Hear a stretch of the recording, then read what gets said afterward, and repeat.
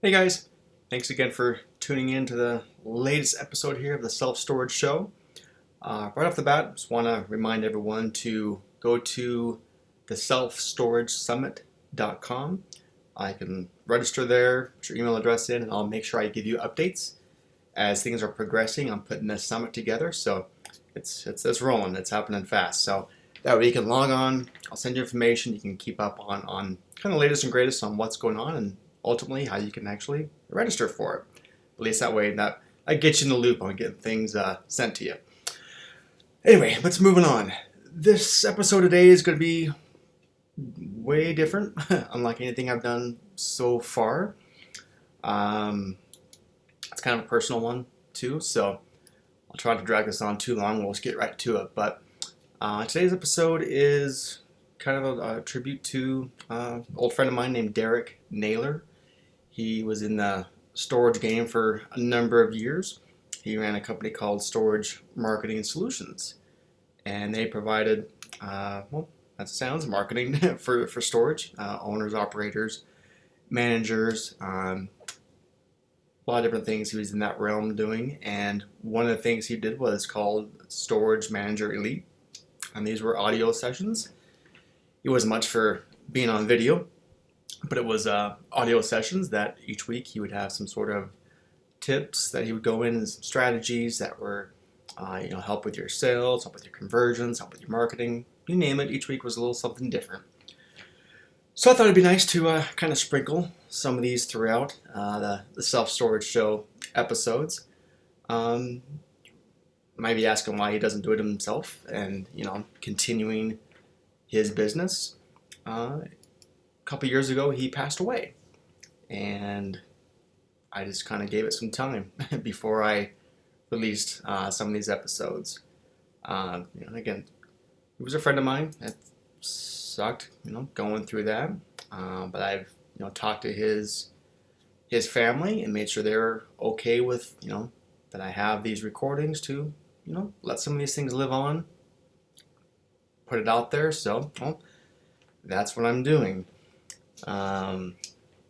It's you'll listen to him, and he's a great guy. It really comes through on his recordings. He was a master marketer, and he just again wanted to give value wherever he could. And I like to think that hopefully I'm kind of carrying that torch in my own little way. Can't hold a candle to what he did. He was fantastic, but hopefully I can put my own little spin on things and kind of carry that on as giving value and helping, and that's kind of the idea. So anyway, it's just kind of a tip of the hat to Derek. He was a great friend, great guy. Miss him, but yeah, let's just get right to it. It's about 20 minutes for this episode, and just listen to it, see what you get out of it. And I would really love any comments that you get from it. Send them my way. I would love to hear what you thought. And if you like it, I'll start doing some more of these sessions. I have a lot of recordings from him in the archives that I want to, like I said, kind of sprinkle throughout some of these sessions. So anyway, without further ado, let's get on with it. Thanks a lot, guys. This is Derek Naylor, and I'm happy to be with you today to share something that I know will work for every single one of you listening to this.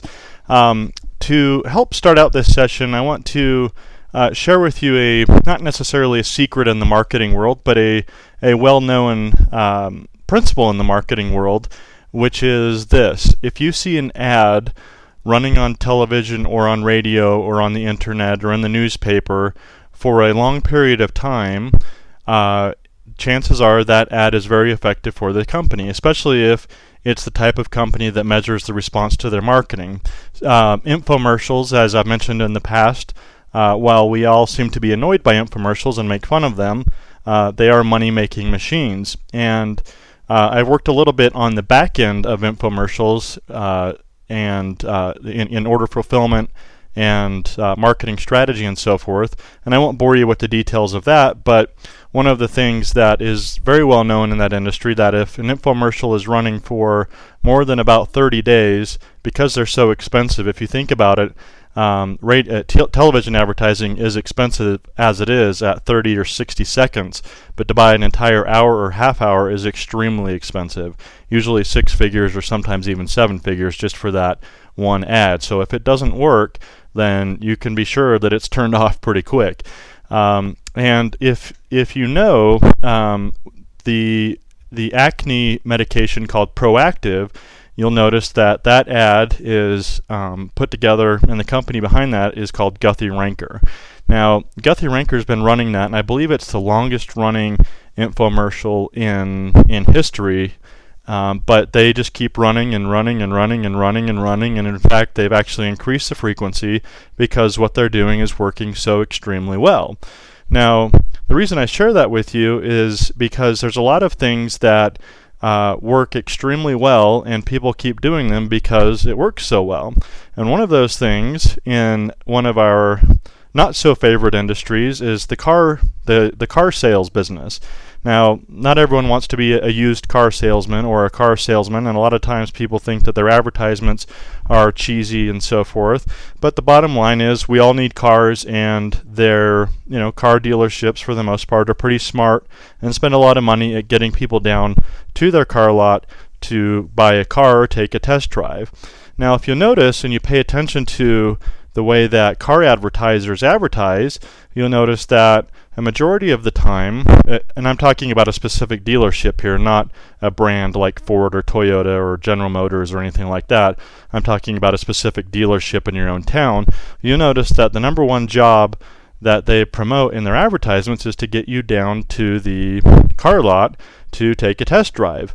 And they do all sorts of things, all the way from offering free hot dogs and soft drinks, which has been going on for decades and decades.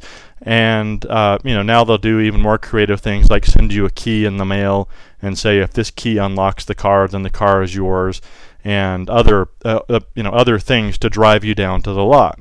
Well, I'm sure you know where I'm going with this, and that is in the self-storage industry. We've known for a long time that your closing percentage, if you can get a person to come down and take a tour of your facility, is extremely high. In fact, it is the highest and most likely way to get a prospective tenant to come down and rent a unit is to get them to come down and take a tour, meet face to face, show them the facility, show them how the gate works, help them see that their belongings are going to be secure and safe, and that you're a nice person and that it's clean, and so on and so forth. And also, as we've talked about in other sessions, we take them on the subliminal journey, which if you haven't listened to that session yet, I highly encourage you go back and listen to it. And I don't remember which month it is, but it's called Subliminal Journey. And there's a lot of psychology embedded in that, which I won't go into today. But that's one of the reasons why these tours work so well, is because they go on that subliminal journey and they can actually visualize themselves using your product. So it hit me the other day when I got a big piece of direct mail from a local car dealership, and guess what they were offering? Come on down this Saturday for free hot dogs and soft drinks and games for the kids. Okay? Now, I've seen that offer, just like you have, probably hundreds, if not thousands of times in my lifetime, and I've seen it all over the country. I've lived in 3 different states myself, but I also travel a lot, as you probably know. And whenever I'm, at a convention speaking or meeting with a client in a different state, and I turn on the TV for the morning news while I'm getting ready, I see the same sort of ad. Come on down. We're having soft drinks and hot dogs, and we might have so-and-so here who's a local, famous guest star or something like that. But the whole purpose is to get somebody down to the car lot to take a test drive of a car, because they know if they can get you there, then their chances of you buying that car and picturing yourself in that car go way up, and therefore they can sell you cars. Now, I just got this the other day, and it hit me like a ton of bricks over the head that as I'm listening to phone calls that our clients have through the tracking phone number system, it's very rare that any incentive is given at all other than an invitation to come down and take a tour. Now, in the Subliminal Journey Manager Elite session I did a while back that I just mentioned, I did talk about the importance of of considering incentives to get people to come down and take a tour of the facility. Now, of course, there's a cost associated with it, which I think holds most people back, but this is an instant way. Forget about the 4-step persuasion process that I teach that's so powerful. If you can just get a person to come down and take a tour, then your sales skills don't have to be all that great. Your chances of them renting a unit, if they actually need one, go way up, and you don't even have to be that great of a salesperson. Okay, now obviously it's ideal if you're good at everything, because then it's the famous 1-2 punch, if you will, because you've got not only are you good at persuading them on the phone and making them feel comfortable with you and knowing what their buying criteria is and so forth, but if you can get them to come down as well, then they're pretty much as good as sold. So what I wanted to talk about today are a few ideas for you to take to your team, whether it be your owner or district manager or whoever, or if you are the owner, something for you to consider is, what is it worth for you to get somebody down to the facility to take a tour if you know that if you know that the chances of them becoming a tenant, if they are a serious storage and if they are seriously looking for storage, is well above 80%, sometimes even closer to 90%. Again, that number is for people who are seriously looking for storage, meaning they call you out of the yellow pages or they do a Google search and and look you up that way. Those are people who are looking for storage, not just bribing people, in a neighborhood who have no need to come down. They don't close at that high of a percentage, but people who are interested, obviously after you build trust and rapport with them and you go through that process, the best thing you can do is to get them to come down and take a tour, even if that means bribing them to do so. Before I go into a couple of examples, I want to tell you a story of one of the most successful ads that I ever wrote. It was actually for a protein supplement drink, and the manufacturer of this drink was based up in Canada. Extremely smart and cool guy, very successful, very smart. But he had developed a protein drink that was amazing. Now, I don't know if you've actually tasted a protein drink or tried to do any bodybuilding or anything like that, but most protein drinks, especially back then, this was in 2000, I believe the year 2000, maybe 2001 actually, the protein drinks weren't that great. They were clumpy, they tasted chalky, they were pretty much miserable to drink. You might as well have been drinking mud. Well, this guy had come up with not only very high quality protein, which is important, I guess. I'm not a bodybuilder myself, but apparently the quality of the protein is extremely important, and the fact that it's enjoyable to drink is also important because it encourages more people to be excited to drink the actual protein drink. So we tried all sorts of things. We talked about the high quality of the protein. We talked about the great taste and how he used real fruit instead of imitation flavors and so forth, and the ads worked okay. I mean, it was actually a profitable campaign. But finally, I recommended the idea of just giving out a free jar of the stuff so people could actually experience it. And one of the immediate pieces of response I got from the owner, as you can imagine, is, "What? Are you kidding me? This is how we make our money. Anybody can give this stuff away." But just like in the storage business, they get recurring orders, just like you do. Now, one of the cool things about the storage business that you may or may not have ever thought about is, compared to other businesses, if you're in a retail business and you sell, let's say you sell protein drinks, you want to get them to buy that protein month after month after month. Well, in storage, most people automatically, because they need storage for month after month after month, they automatically are buying your product every month. Okay, so you've got that built in, which is great, and that's one of the things that makes the storage business so awesome. But other businesses don't have that advantage, especially this protein drink. So anyway, after a whole lot of resistance and a whole lot of persuading on my part, we finally got the guy to run an ad that basically said something along the lines, and I'm paraphrasing, it's been just about 11 years now, that said something like, "Sure, we could tell you about how great our protein is and how we only choose the finest protein in the world. Sure, we could tell you about how the fresh fruit that we choose and the dietitian that comes in and make sure that the fruit meshes well with the protein and the fruit flavors mix well. Sure, we could tell you about this. Sure, we could tell you about that. And basically we said, what we did is we implied was that there was a lot of cool stuff, but then at the end we said, but instead of telling you all this, we want you to experience it yourself. And so we're going to send you a full jar, not a sample size, but a full jar, normally valued at $89, just for picking up the phone and calling. Now, their phones blew up, their internet orders blew up, and that one ad created a multi-million-dollar company, which eventually sold for almost $100 million, based on that campaign. Because then, once people tried it and saw how great it was, they kept getting order after order after order after order, and it built a nice recurring revenue business, just like the self-storage business is.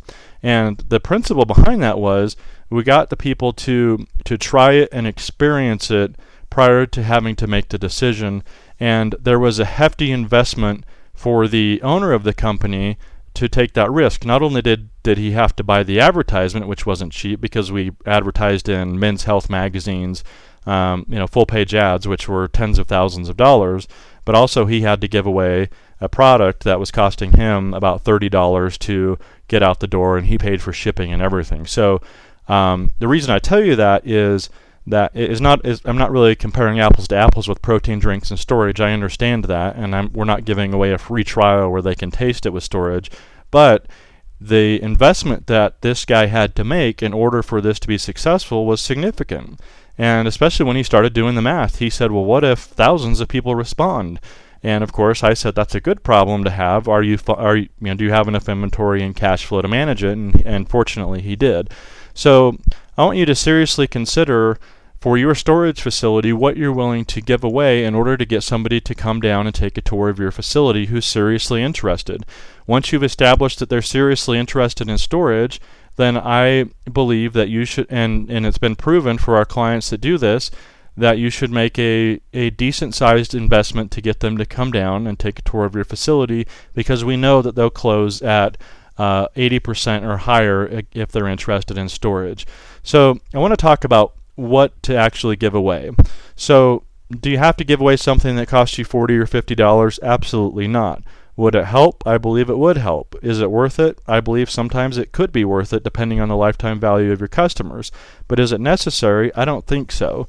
Some examples of what we found worked are free dinner and movie tickets. We've given away Starbucks gift cards. We've given away iTunes gift cards. We've given away there's vacations through vacation clubs where you can buy those little, I'm sure you've seen these before, where you can buy these little booklets where you get discounted airfare and cruises and so forth. And those cost $20 or $30. But the bottom line is you can give away almost anything. Ideally, what you want to do, though, is you want to find a local vendor in your area, i.e. a strategic alliance that we've talked about in the past, that is willing to help you out with the cost, because not only will it help you, but it will help them if somebody comes down. A dinner is a perfect example. Let's say there's a really good steakhouse in town, and you want to give away a free steak dinner, a free steak and lobster dinner or something like that. Well, if you go and meet with the restaurant owner, chances are you can get that dinner, you can get vouchers for that dinner for pennies on the dollar, because they know that if they can get somebody to come down and experience their restaurant, usually people will not eat by themselves, so they'll at least get someone else to order, but they'll also order maybe a bottle of wine, and if they have a good experience, they'll tell their friends about it, and they'll come back and back and back, and it's a very profitable thing. So I encourage you to sit down and go through a little bit of an exercise, and first figure out what percentage of people who come down to your storage facility to take a tour actually do end up renting a unit. Once you figured out that, I also want you to figure out your lifetime customer value. Hopefully you know that by now. If you've been a Manager Elite listener for any length of time, you should know what that number is. And then put down, and then create a budget for what you're willing to spend to get somebody to come down. The sweet spot, and this is just a suggestion, the sweet spot seems to be right around $25. It can be less for you, it can be more for you. It's completely up to you and what your stomach is for this. But again, just like my protein friend with the protein shake, and just like the car dealerships who spend thousands of dollars on hot dogs and soft drinks and balloons and radio advertisements just to get you down to take a tour or a test drive, this is going to be very worth it for you. But I encourage you to not just go out and spend the money on your own. I encourage you to think a little bit outside the box and go and form a partnership with a restaurant. Restaurants are really good. That's why I keep bringing that up. And restaurants are very familiar with advertising. They're very familiar with the cost of it. They're always giving away, buy one get one free meals. Which brings me to a good point. You don't want to do a buy one get one free thing.